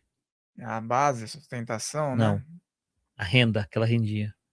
O babado, você fala ali? Isso. É um As mulheres entendem melhor de renda, o né? que? Oi? A A riqueza, o carinho, o riqueza. detalhe, ou seja, o cuidado. Tipo, tem umas franjas também, Isso, eu né? tô botando. Eu agradeço a toalha de renda. A toalha, no mundo iniciático, ela fala do suor do iniciado. Não é para isso que usam os terreiros de Umbanda? Para cobrir a cabeça ou para tirar o Uhum. suor? Então, essa toalha conta a minha história. Ela conta todo o trabalho que eu fiz. Agradeço a toalha de renda, ou seja, com esse cuidado, e de chita. Chita é aquele tecido alegre, florido. Então, eu agradeço a tudo isso que eu deixei aí, que eu deixei por lá no plano espiritual. Quer dizer, por que eu deixei por lá? Por que eu não trouxe? Se isso faz parte de mim, por que eu não trouxe comigo? Por que eu vivo sisudo, eu vivo chorando, eu vivo me maldizendo ou amaldiçoando? Então, eu agradeço a toalha de renda, eu reconheço o cuidado e reconheço a minha história que está ali. E, na verdade, Rafael, eu sempre falo que a verdadeira fé é autorreconhecimento. Quando você se autorreconhece, você não terceiriza. Até porque não adianta só ficar pedindo para não morrer, porque pedindo ou não pedindo, eu vou morrer do mesmo jeito, né? Nasceu, já não tem Não escapatória. vai ter acordo. Então, para que eu vou ficar perdendo tempo com algumas inutilidades? Mas tem pessoas que também são, que nem você falou, são meio pessimistas demais, né? Tava até dei risada esses dias, tava conversando com um amigo, e ele falou que tem o padrasto dele que nos últimos 3 anos ele faz aniversário e fala: "Agora é o último". É o último. Eu falei: "Não, o cara tá o tempo todo nessa contagem". Não, mas ele tá fazendo isso porque já que deu certo 3 vezes, ele quer cada vez que ele fala, não é. É, tá errando, Então, né. vou continuar que alguém vai me contrariar nessa. É esse ponto, esse que tem da Kundalini, né, que você quer, Isso, que é o põe seguinte, direto na geometria só pra gente garantir aqui, né. você quer que eu mostre o Você fato? pode canta o ponto e a gente coloca Tá, direto a imagem da geometria aqui. tá. Esse é um ponto de Ogumatinata que é Dos assim, caboclos agora a gente vai é, entrar, né. caboclos. Clareia, clareia minha mata, clareou, eu é Ogum Matinata. Canta minha andorinha, canta minha sabiá, canta minha uirapuru, canta minha boitatá. Ogum iê, Ogum beitá, eu é Ogum ao raiar do dia, eu é Ogum Oxalá. Veja que primeiro tem uma figura aí, que é a figura lá dos chakras, né? No próprio ponto, mostrando a Kundalini, ou seja, as energias se cruzando, e daí Pingalá, através do eixo central, Sushumna, para chegar no Brahmarandra lá em cima. Mas veja que nós temos aí o pássaro e a cobra. A cobra e no alto o pássaro. A cobra sempre foi um símbolo arquetípico do masculino e o pássaro do feminino. Se a gente olhar a própria história, a Ioná, é, a ordem iônica seria uma ordem feminina, ou ordem jônica, né? Ioná são os pássaros, é a pomba. Se você olhar o próprio nome de João Batista, Johann é uma inversão cabalística de Ioná. E o interessante é que João Batista batiza Jesus e o relato evangélico diz que vem sobre Jesus uma pomba, e que representa o terceiro elemento, Pai, Filho e Espírito Santo. Se o pai tem o pai e o filho, para ter um filho e o pai, o terceiro, a pomba, é a mãe. Então é o feminino, corroborando novamente isso. Se a gente pegar outras mitologias, você vai ver em Quetzalcoatl, o pássaro e a cobra, a serpente emplumada, Jesus liberando os apóstolos para pregarem e curarem, ele fala: eis que vos envio como cordeiros no meio de lobos, sejam prudentes como as serpentes e suaves como as pombas, simples como as pombas. O pássaro e a cobra novamente. Então, nesse ponto aí, eu botei direto os entrecruzamentos vibratórios, mas eu vou pular só uma página para falar dos animais que está ali. Primeiro a gente fala de 3 pássaros: a andorinha, que representa renovação, esperança, boa sorte. Ela é uma ave migratória, então fala de não ter pouso certo, mas, portanto, fala da liberdade e da capacidade de superar o ciclo e de recomeçar sempre. Eu nunca vai estar no fim, eu vou estar começando de novo. Você não vai me pegar nessa armadilha. O sabiá, que fala de também, quase todos os pássaros falam de renovação, né? Mas de renovação, esperança, alegria, sabedoria. Muitos místicos falam que o sabiá eu até boto aí o sabiá ou a sabiá, é uma ave rezadora. Eu já conheço várias pessoas que já ouviram quando o sabiá estava na janela, e escutar como se ele estivesse rezando e escutar palavras em português. Então é uma coisa meio louca, tá? Na comunicação. Eu já tive uma experiência parecida, que foi com o Sabiá e com o Bem-TV. E foi quando a gente tratava de uma pessoa que tinha um envolvimento, era uma coisa antiga desde o Egito, e era processos ligados a surtos de esquizofrenia e outros. E era tipo 6 horas da manhã, minha janela ficava bem do lado do que vai para a rua aqui. Eles pousaram, acho que nos fios, e começou os passarinhos, aqueles zum, zum, a conversa deles, e eu comecei a ouvir uma voz no meio da voz deles falando. E eu ouvia eles falando: essa história começa no Egito Antigo. E foi dando detalhes. Depois tive todas essas confirmações através de médiums e de processos espirituais, né? De terceiros, sem influência minha para dizer: você sugestionou, tá? Mas foi passado ali. Então eu também já experimentei desse veneno aqui, tá? Mas o que o pessoal diz que o sabiá é uma ave rezadora. Outra coisa do sabiá interessante que eu falo é estratégia, porque o sabiá ele não se intimida com o tamanho. O pessoal conhece sabiá, fala que o sabiá ele enfrenta o gavião, né? Ele ataca o gavião, ele faz o gavião fugir. O gavião 10 vezes maior que ele, e ele bicando a cabeça do gavião, o gavião fugindo. Então fala de estratégia também. O irapuru é uma ave de boa sorte, amor verdadeiro, realização de desejos, conexão espiritual. Então é considerado uma das aves mais místicas na selva amazônica. E para fechar, a gente tem o quarto, que o pessoal às vezes não percebe, que não é uma ave, né? É a cobra. Canta, minha boitatá. Boitatá é uma cobra não canta. Então ele fala, o boitatá, ou em boitatá, cobra de fogo, fogo purificador, fala da conexão dos elementos terra e fogo, da força da natureza e de uma guardiã dos ecossistemas, das matas. As mitologias locais falam do boitatá como aquele que protege contra os predadores, contra as pessoas que querem fazer maldades dentro dos lugares sagrados, das matas, dos ecossistemas. Mas, em princípio, o que se está invocando nesse ponto são essas forças. E o Beitá, que é a pedra de fogo, a pedra fendida, que é a origem da palavra Brasil, de Beitá, Brá, de Brasil. Esse que parece um hexagrama aí são os entrelaçamentos, né? Se eu olhar direitinho, aumentando, você vai ver de Ogum de Lei, que seria o Ogum teoricamente puro. O Ogum que vai para Oxalá é Ogum Matinata. Por isso ele fecha lá, eu sou Ogum Oxalá, eu é Ogum Oxalá. Porque se, em vez de eu é, em vez de eu sou, ou minha pássaro, minha sabiá, quem está preocupado com essas questões linguísticas somos nós. Nós vivemos fenômenos de preconceito espiritual e preconceito linguístico. O que é mais importante? É o que está dentro do copo ou é o copo? A gente fica muito preso na forma. E quando essas entidades elas trazem essa quebra de paradigmas linguísticos, elas estão mostrando inclusive isso. Preste atenção na essência, esqueça a forma, simplesmente. E aqui tem os entrelaçamentos de linhas de trabalho também. Isso. Por exemplo, se você olhar aquilo que eu te falei do cobra coral, você vai ver Oxóssi como primeiro lá o caboclo arranca-toco, aquele que vai de Oxóssi para Xangô é o cobra coral. Se você olhar de Ogum para Xangô, é o Ogum. Cadê ele aqui? Só porque eu falei, agora não aparece, hein? De Ogum para Oxóssi.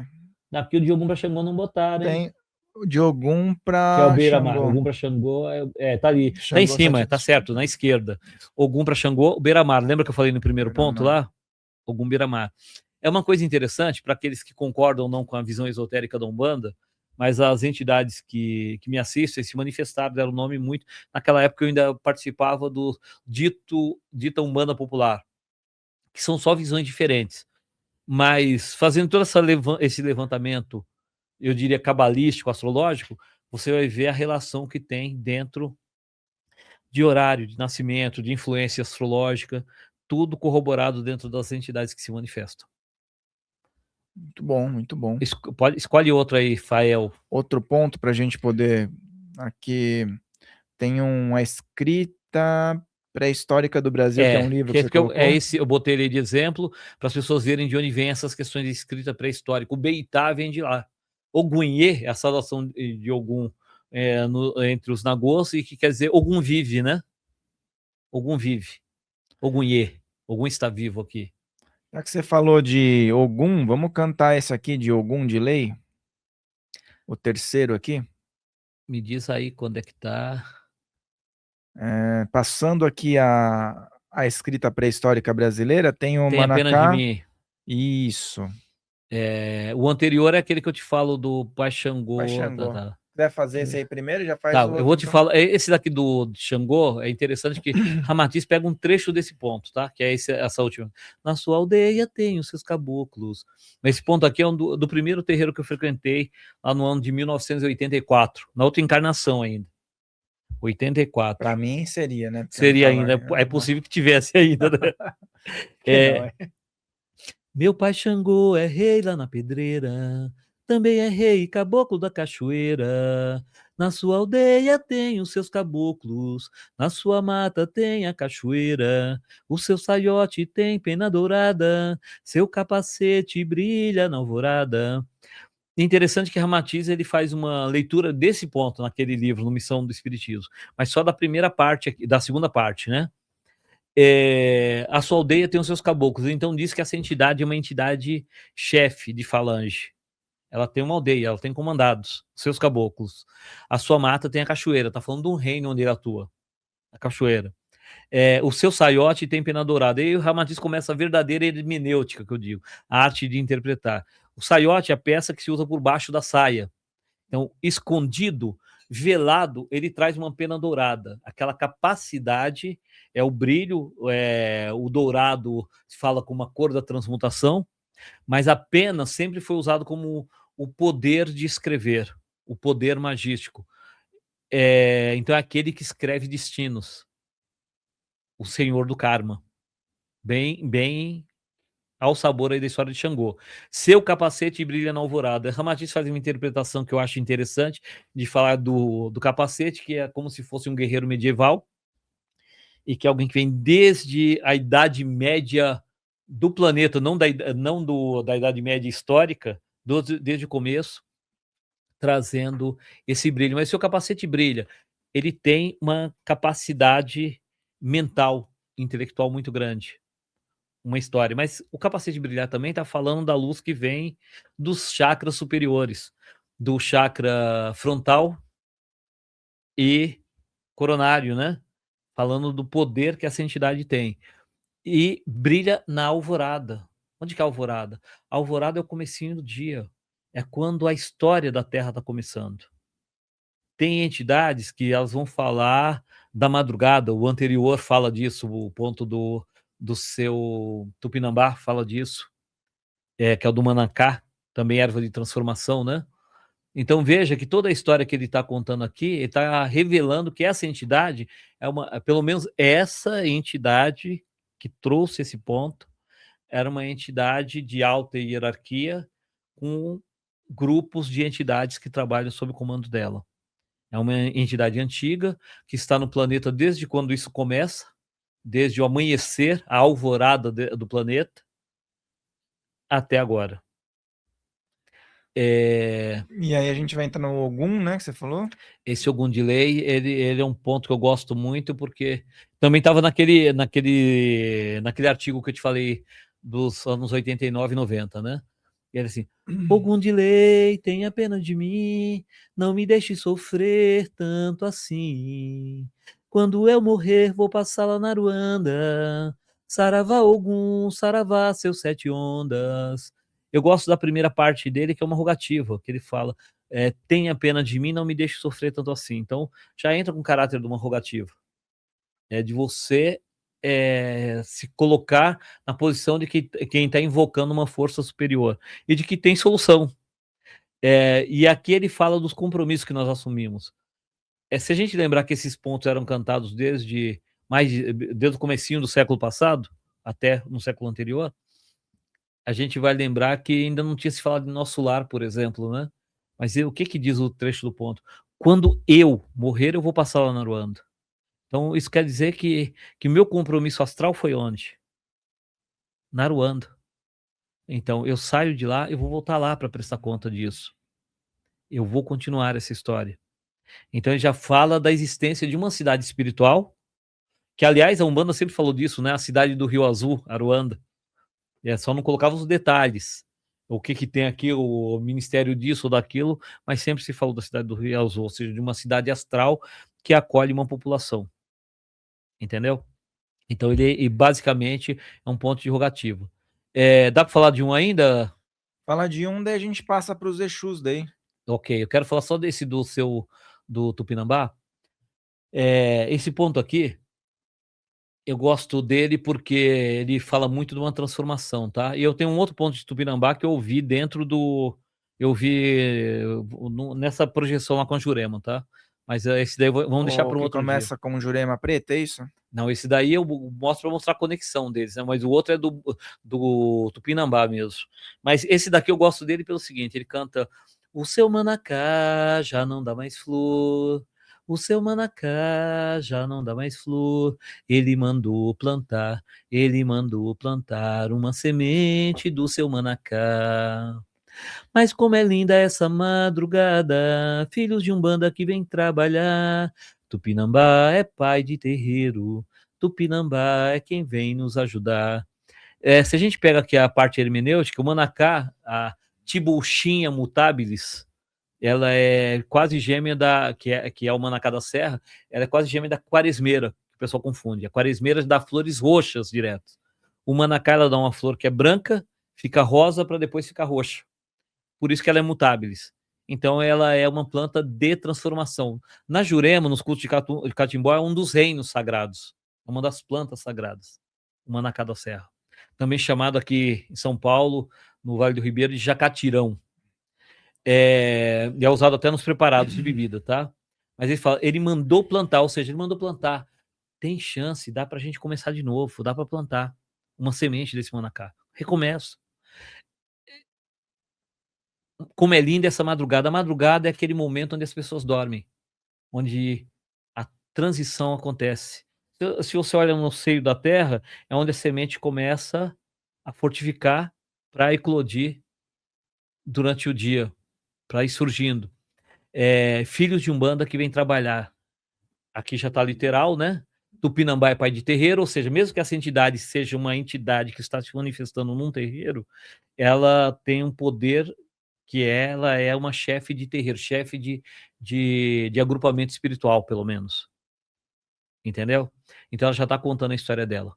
Mas bora lá, vamos para os guardiões da lei. Vamos para os guardiões aí, para a gente ter uma... O pessoal gosta dos guardiões, né? A gente tem que fazer um só de guardião, então, de novo. Não, é bom, uma boa ideia sobre os guardiões. Pontos de Exus. Vamos lá, vamos fazer esse... O primeiro polêmico, quem vai ser?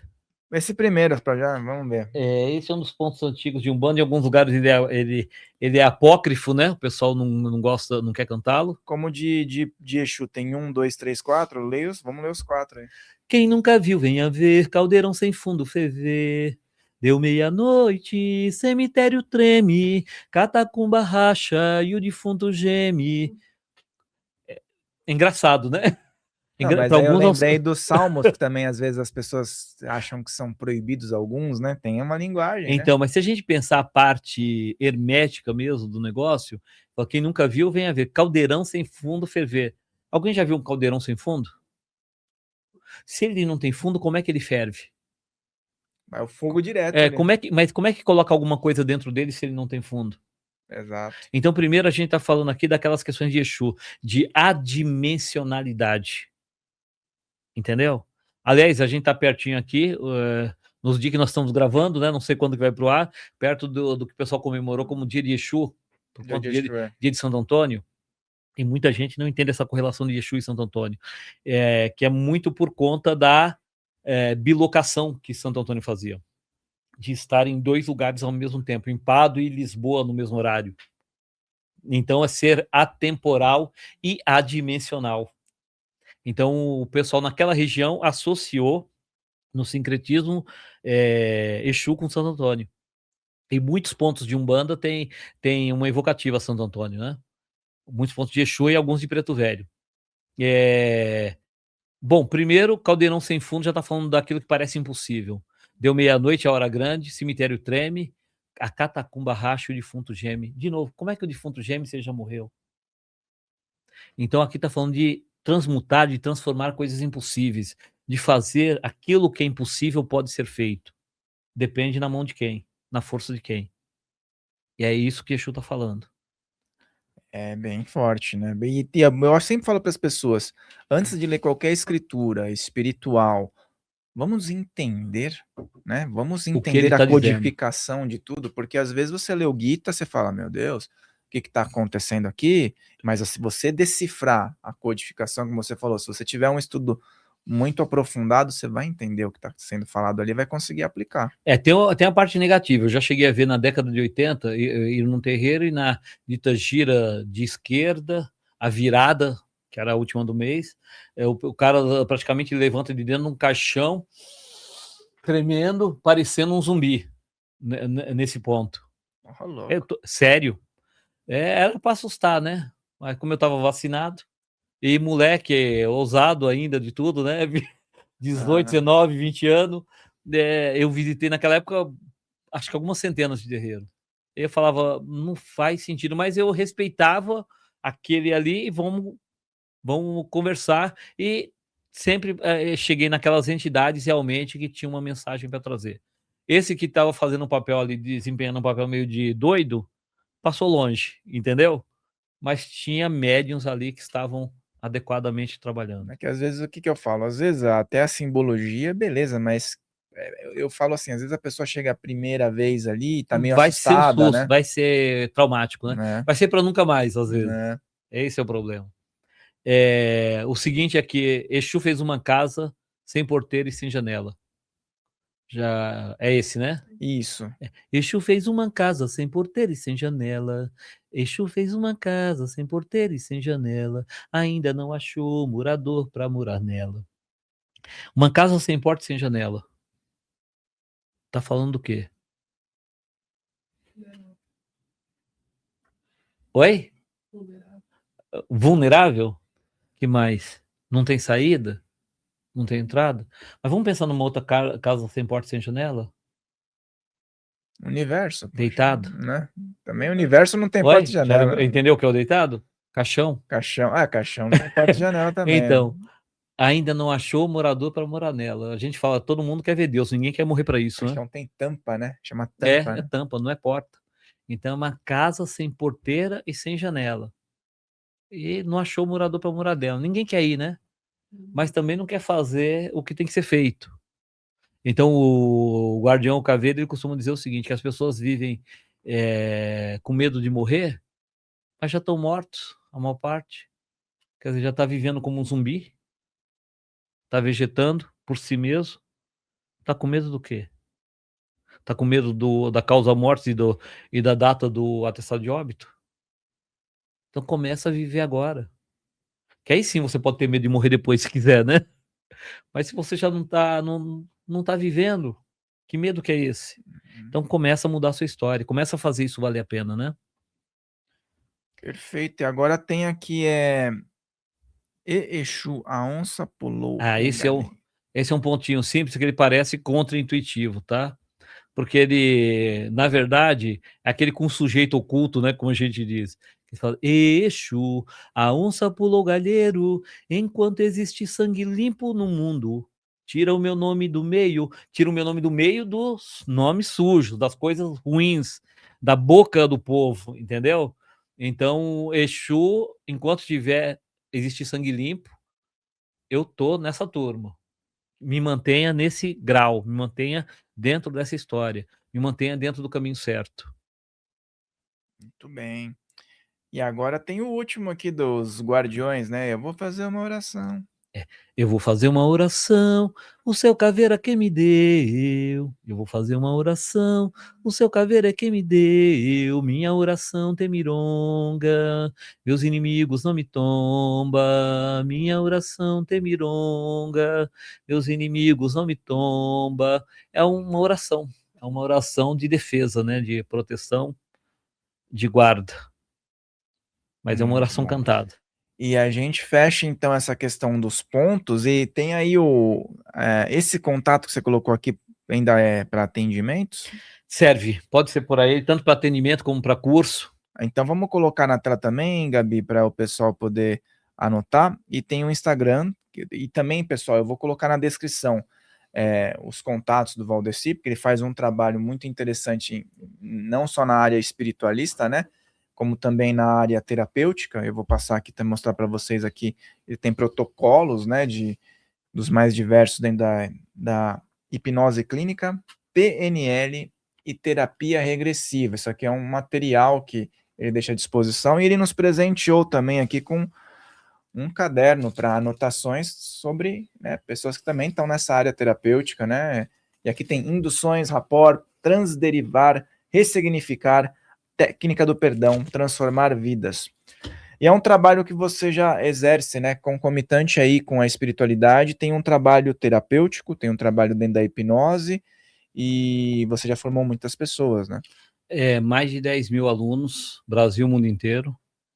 E como terapeuta, diretamente como terapeuta, aliás, essa parte terapêutica foi anunciada espiritualmente pelo seu Sete Cobra Coral, numa meditação que eu fazia, meio doido, no contra-intuitivo com o que a Umbanda fazia na época, né? Às vezes em casa eu botava um colchonete, um quarto fechado, fazia uma meditação, e eu ouvia, ele me dizia, daqui a 10 anos você vai ser conhecido como terapeuta. E eu discutia com o mentor, com o caboclo, falava, não tem como. Meu caminho não tinha nada a ver com a história. Não tem como, não vai acontecer. E ele só repetia a mesma frase: daqui a 10 anos você vai ser conhecido como terapeuta. E eu continuava discutindo. E ele não abriu mão da fala dele, nem eu da minha, né? Resultado que 10 anos depois eu era terapeuta. Mas a vida tomou caminhos que eu não imaginava, de maneira alguma. Então a questão, uma parte é a parte espiritual, outra parte é a parte de terapia, mais de 20 anos, 22 anos de trabalhando com psicoterapia e formando psicoterapeutas, mas quem sabe uma outra hora a gente conversa sobre um assunto que eu gosto de falar, que é de manifestações espirituais na prática clínica. Que Interessante. isso, olha, o que já me aconteceu. Eu vou falar pro pessoal aqui, escreve aqui nos comentários, você quer um episódio? O Valdeci já está aqui a quarta vez, é isso? Ou terceira Eu vez? acho que é quarta vez, eu acho. Quarta vez que o Valdeci está aqui. Então escreve, se você quer um novo episódio com esse assunto que ele falou, manifestações espirituais na prática Na prática clínica, clínica. escreve aqui porque a gente vai fazer acontecer. Se tiver muitos comentários pedindo, a gente faz, porque você que está aqui tem a sua relevância, tá, pessoal? Tudo que ele falou vai estar na descrição. Como eu falei, os contatos para que você queira também fazer uma formação, estudar com Valdeci Carneiro, tá? Entre outras vertentes. Tem também o seu espaço terapêutico e É instantânea. tem o seu espaço físico também, é isso? Na verdade, você diz o espaço dos rituais? Isso. Os rituais num dos espaços da clínica, a gente faz um ritual uma vez por mês.